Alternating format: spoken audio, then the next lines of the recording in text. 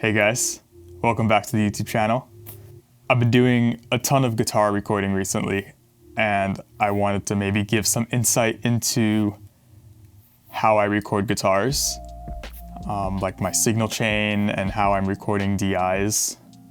I do everything through the Quad Cortex and Neural DSP plugins, and I kind of wanted to also talk about how those two can be tied together.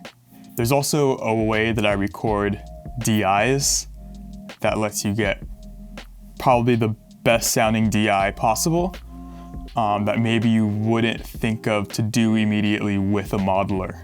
And then I thought it could also be fun to talk about some of my recording patches, kind of give you which sounds I use in the Quad Cortex and which sounds that I tend to save for the DAW. So yeah, sit back. Hope you enjoy the video. Let's do it.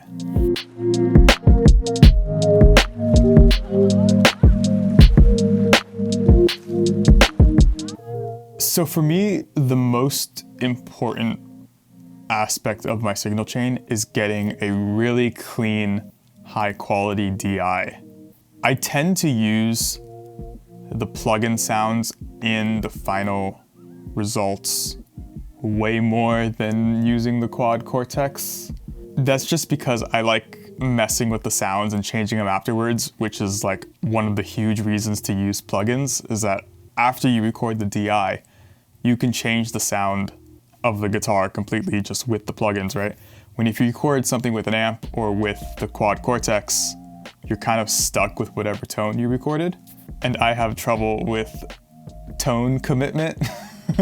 So I tend to record things knowing I'm going to change the sound of it with plugins. So I try to keep my signal chain as simple as I possibly can.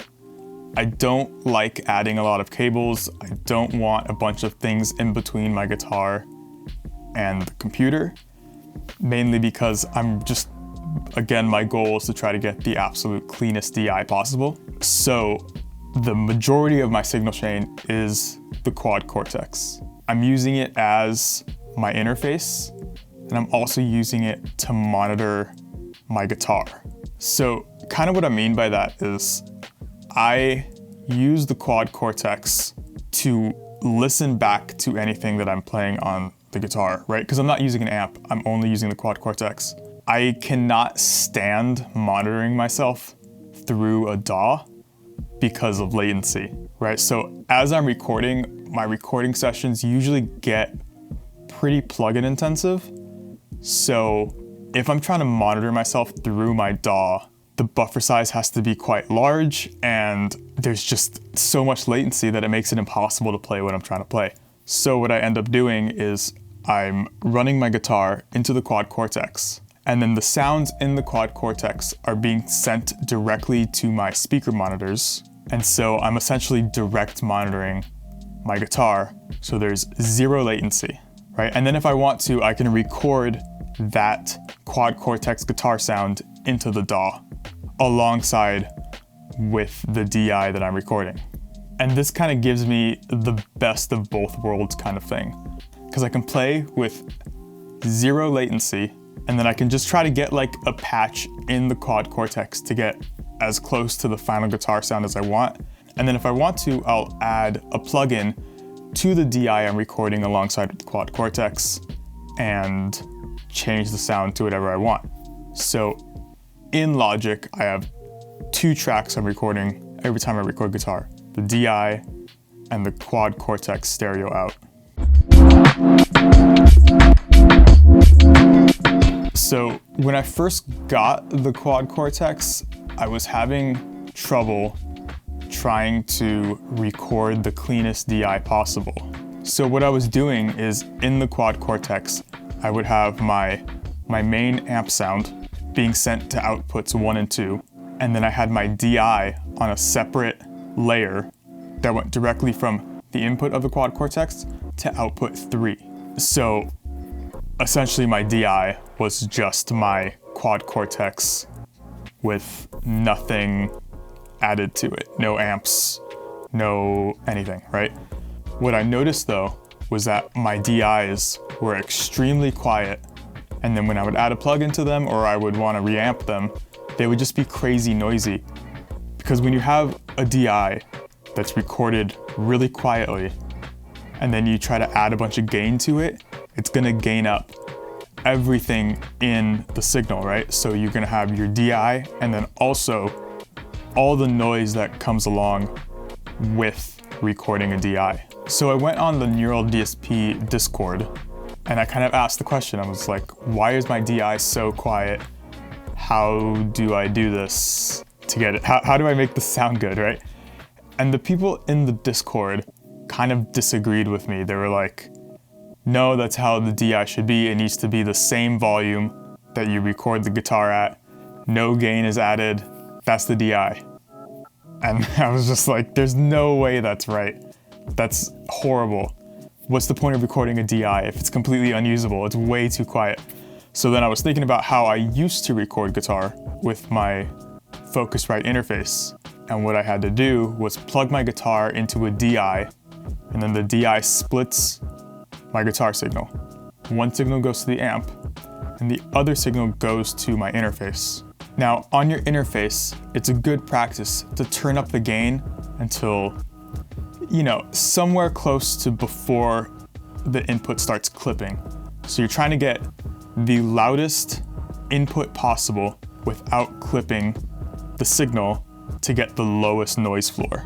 And that always gave me really good sounding DIs. And so then I thought, why am I not doing this with the Quad Cortex? The problem with doing this all within the Quad Cortex is that adding gain after the input raises the noise floor. And I want to raise my signal without raising the noise floor. So I would have to turn up the gain on my input. But I didn't want to do that because right now my guitar was going output of my guitar to the first input of the Quad Cortex. That's it. So if I turned up the input gain, then I would also be turning up the input to my processed signal. So what I do now to record all my DIs is I use a DI box before my Quad Cortex. So my signal chain is essentially exactly how you would have it if you were recording a guitar into a normal interface. So I'm going guitar into my DI. DI is splitting my guitar signal. The first signal is going into input 1, and that is my normal processed Quad Cortex guitar signal. Then my second signal is going to input 2, and in input 2, I'm turning up the gain so that I'm getting a louder signal but keeping the noise floor as low as possible. And then now input 2 is my DI signal that's being sent to my DAW. This has pretty much worked perfectly, which of course it would. Any experienced audio engineer would know this would work, but I don't know, sometimes using modelers and being a guitar player is not the first thing I would think of. And then from looking online, it seems like nobody's really doing this with the Quad Cortex or any other modeler. So I kind of wanted to give some insight into how to do it, right? So if you're having trouble with recording DI signals with a modeler, try this method. Now, just to prove my point and to kind of show that this actually works, I recorded 2 guitar signals. The first one is how I used to do it and how I see most guitar players recording DIs with the modeler, which is guitar into the input of your modeler, and then you're just taking the dry input signal and sending it to the DAW as your DI, which is, in my opinion, the wrong way to do it. And then I tried the method with the DI and boosting the gain on the second input, and I compared them. And you can very obviously hear that the non-DI box method is way noisier and, in my opinion, almost unusable.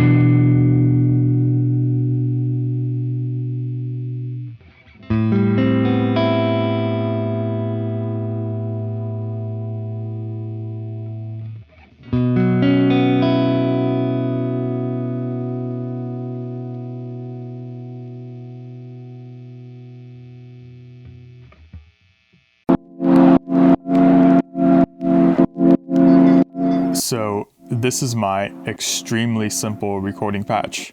I tried to keep my signal chain as minimal as possible, and that's just because I like adding a lot of stuff in my DAW rather than being committed to it in my modeler.